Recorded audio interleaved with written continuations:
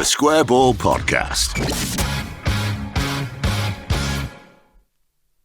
Welcome to the show. It's brought to you by Levi's Solicitors. You can get a 10% discount on your legal fees, 15% on conveyancing instructions until the end of September 2021. So act very, very quickly on that one if you want to get the increased discount. levisolicitors.co.uk/the square ball. Dan, Michael and Moscow with you here on the podcast. In this bit then, we will preview Watford. What do you know about Watford? Elton John, Marlon King, Graham Taylor, John Barnes. John Barnes, really good. We killed a man. Who did we kill him? It was Don Polion killed a man. Yes, it was their goalkeeper. That's my most recent memory of Watford. And this is not to be disparaging about Watford. I think even Watford fans, and I'm sure Angus Kinnear as a Luton fan would agree, Watford not necessarily the most glamorous or high profile of clubs. Or interesting. Well, no, I was skirting around that, but Watford, the obvious reason why Angus Kinnear won't let us have a yellow away kit. Yeah, I would say that's their biggest crime. If they'd have only played in lilac, we could have a nice yellow away kit now instead. It's a shame. They had a really exciting kit last year with they had all the stripes were kind of exploding out of the badge being there on the chest. And they've just gone for hoops this year, so it's an get awful relegated. shirt. Is their shirt? I have to say this year. Yeah, dreadful. And it looks like I can't read the sponsors, but it looks like it's a stroke. Is what you read when you first read it. Is it a Chinese betting firm? I'm almost certain it will be. It is. Yes. I mean, yeah, we don't need to give them the publicity, and then a red away kit as well is never a good thing. So send them down. Do you think they must be? They'll have to play in red against us, won't they? Why? Because they're playing yellow and black. So I would stick them in the red. Why?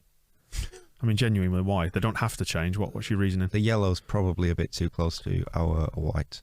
You think? In a referee's eyes. You can see it in a boy's eyes.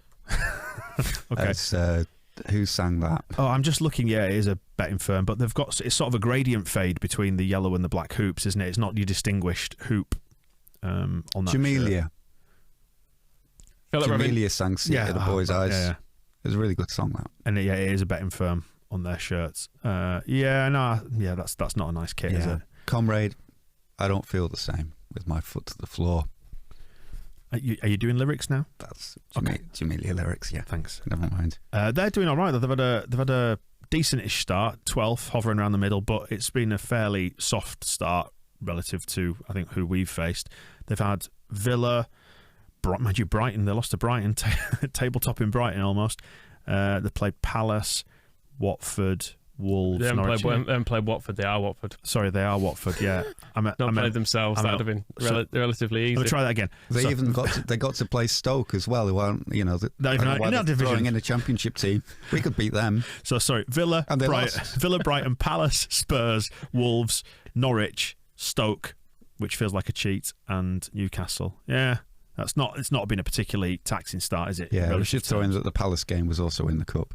And it's an interesting thing to kind of reassure ourselves a little bit about form. That Watford can get up to 12th, but then you see these games. So they lost 2-0 to Brighton, but then we're recording the day after Brighton were about to go top of the table, weren't they? And then they could only draw 1-1 with Crystal Palace, and like Crystal Palace have been getting a lot of rep for the way they've started the season in. Patrick Vieira's revolution, and we've been saying Conor Gallagher in midfield. Looks like we should be. They've only won one game from memory, and I think that was beating Spurs when they were down to 10 men, wasn't it? Yeah, and they lost. So Watford, the Hornets, lost to Tottenham, and then Tottenham, who were top of the table 3 weeks ago, are now bottom of the table, and it's over for them. And it's all over, and they do look absolute trash. So it's they let Norwich score. So there's a real mixture. And then, we were complaining about our result against Newcastle because I think Newcastle are going to disappear without a trace, which by rights they should. But that's a 1-1 draw.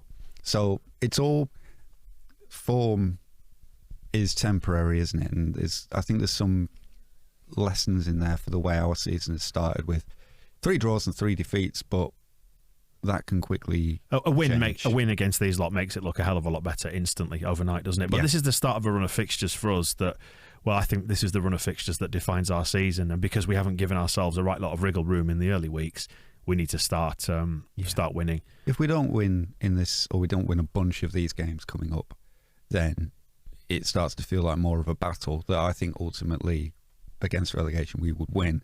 But it would be nice to pull clear of that now and just calm everybody the fuck down. Cheer you up for a start. I'm that fine. Would be nice. Do you know, I'm fine now. Now it's come around to Tuesday lunchtime. I'm fine. I'm over the result. I mean, I was disappointed in the wake of it on the match ball, but what I do to get over it is just not engage in it whatsoever. As I was sort of mentioning on propaganda, I'll just divorce myself from it for the whole of Sunday. Didn't do anything to do with football. Rubbish.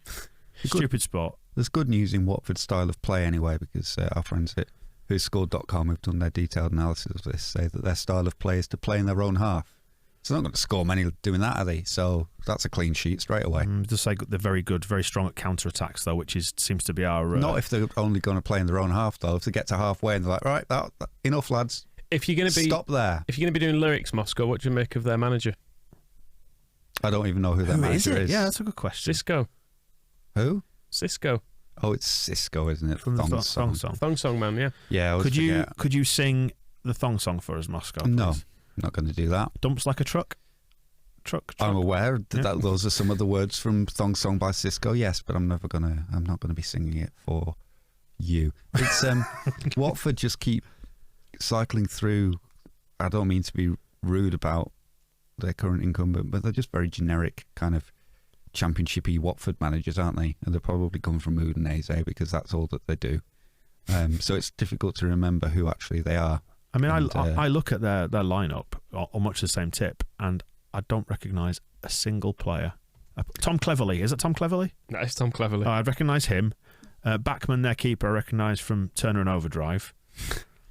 They've got Danny Rose now. Where's he? He plays for him. He's not. Doesn't start necessarily. Oh, he's not on but this they've got him. graphic. Right, they've got him. That's very much a can't be arsed, I'll just play for Watford move, though, isn't it? Nobody good wants me, I'll just go with Watford. We should recognise Cisco because he did play against us in, was it the Champions League? He played for Valencia against us when we were doing that kind of thing. That kind of thing being good. Yeah. Did he play in the Champions League or did he play in the friendly that Simon Walton was sent off in? It was the friendly. It might have been that, I think. He was Valencia B until 2003, and then he's part of the kind of the Pablo Hernandez generation from Valencia. So we do have a little bit of familiarity with him. I mean, he went to Levante, but it would have been long after Ian Hart's time. So there's no crossover there. Real Betis in between those two. Mm-hmm. So he's not nobody, but he has come to Watford after managing Dinamo Tbilisi. Hey, I'm just reading about... Where he did play 100 games. About Cisco, actually. You know the lyrics, she was living La Vida Loca, that are in the Thong song? They're obviously from Ricky Martin's song, Living La Vida Loca. The writers of that song actually got credited on Thong song as a result of that. Yeah, and they took loads of the money, so we can once the algorithm on YouTube gets a grip of that, now we'll be discounted for advertising on this one, won't we, now? Because we're singing songs by a different artist. Damn, we shouldn't have even mentioned it, so don't perform it, Moscow, actually. And put your trousers back on. I mean, we're handing money over to Jamelia, we're handing money over to Ricky Martin, Cisco. Are you at all worried about this game against Watford at the weekend? I'm worried insofar as if they take a lead, I think we'll see the first bit of proper panic. Will it be panic? Will it be dissent? Will it be nerves? What will it manifest itself like? If Watford are winning at half time, there'll be boos, is what I'm going to predict. Which I don't think we've not actually. We'll be losing to Everton at some point. I can't remember. The crowd has been on side with us anyway this season. Is the point I'm making? We lost against West Ham, and at the end people clapped. If we lose against Watford, I don't think people will clap at the end, which is my main concern. I think we have a good chance, given that in their table of aerial battles won from whoscored.com, I assume this is per match. Troy Deeney is up there with 3. He plays for Birmingham City. I was going to say he's left. Yeah.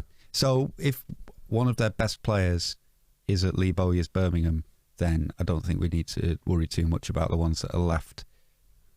I mean, we don't mean to be disparaging about Watford at all, I don't think. Don't mind. But we should be winning this. We have got to win this. We just have to. I like predicting us to lose, don't I? But I think we will win this. So that's a mark of how much I think we should win it. Because I'm willing to actually say that. We have had multiple requests through the week for us to stop making predictions on the podcast. Okay, I don't predict that. It doesn't. I don't know what'll happen. It has no bearing on the outcome, does it? I mean, I've predicted every week that we'll win, so why change now? I was told by Hay to predict that we'd lose, and that didn't work either because I think we drew. I think it's a lesson for football and indeed for life. What you do really doesn't matter. Anyone listening to this, it doesn't really matter. No. I was sitting behind Phil Hay a few rows. Does that warrant I'll give it a muted one. During the West Ham game on Saturday, and I noticed he had Twitter on his laptop screen, and he just seemed to be staring at a Hearts of Midlothian goal gif. So what was happening on the pitch seemed to be irrelevant, or at least he was keeping it on his screen in front of him, maybe as some kind of comfort. Yeah. So he could just keep looking back. They won 3-0, but something for him to maybe keep looking back to and go, good, we're winning. That's good. So that was funny. Well, we'll talk to Phil on the Phil Hay show. Ask him. He can update us on which of our horrendously injured players might be fit again. I want to chuck him under the bus actually a little bit, because he did text me at half time against West Ham saying that Leeds would win, and I want to go on record and say that now, because well, this is what it's about, isn't it? Chucking each other under the bus. I'm gonna Phil Hay text me. I'm gonna give you one of them. All right. They're only a point off the top. Just because he doesn't text you. Hearts. Correct. It's Rangers, Hibs, Hearts, Motherwell. Well, I'll be pleased that Hibs are just above. Well, this is it. It could be an Edinburgh battle for the Scottish. What do they give them? Probably a Buckfast Cup. Mm-hmm. So that's good. Happy for him. What are we getting on the weekend, Moscow? Oh, loads of wins. Are we getting 3 points? Yes. Are either of you prepared to go on record and predict a score here? Yeah, fine. 2-0 Leeds. 3-0 Leeds. 4-0 Leeds. Okay. I was going to go 3-0, but I thought, why not? Just go crazy. It could be. We said this about, so this is why it didn't work, but the West Ham game could have clicked, couldn't it? And it kind of had that feel of like, this will be the one where we finally get an unexpected win. What we got was an unexpected, really good performance. I think we played better than most people thought we would, and then a typical Leeds United 21-22, and probably Leeds United 102 years kicking the bollocks for thinking we would win. Watford, they don't have the bollock kicking ability that we need to fear. I think we'll play as well as we did against West Ham United, and I don't know what the injury updates are, but we'll have Struijk will be available unless he gets injured, and hopefully Jackie will be feeling a little bit more like himself after recovering from COVID, and Daniel James will have got some sleep and won't have spent the week zipping around in a helicopter visiting maternity wards and Craven Cottage. Yeah. So he really was dividing his time in the run up to the game, and neither of them really played very well. But there's more to come from them in particular, and we'll play really well against Watford, beat them, everything will be fine. It's actually, I've just realised it's not Leeds United's style to go out and just blast it away as a 4-0. I think that's what I hope, but I think deep down, I think it'll probably be a really nervous 2-1. I would say that. Where there'll be a massive sigh of relief at full time when we get it over the line. That's absolutely fine by me. I'm quite happy to come back in here annoyed with 3 points. Yeah, fair enough. It's the points that counts, isn't it? So 3 wins, great. 3 parts to the main weekly show, don't forget, and part 1 is where we rattle through the Leeds United news. Have a look at heroes and villains as well on your video timeline. The Square Ball Podcast.